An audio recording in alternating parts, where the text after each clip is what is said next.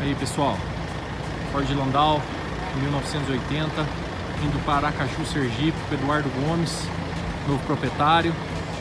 Ford Galaxy 500 1978, indo para Belo Horizonte, Minas Gerais, com seu novo proprietário Felipe.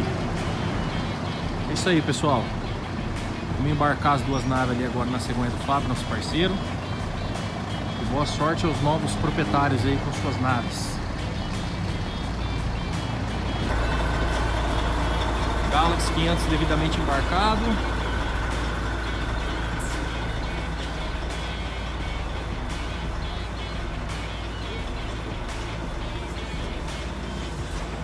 Embarcar agora o Landauzão.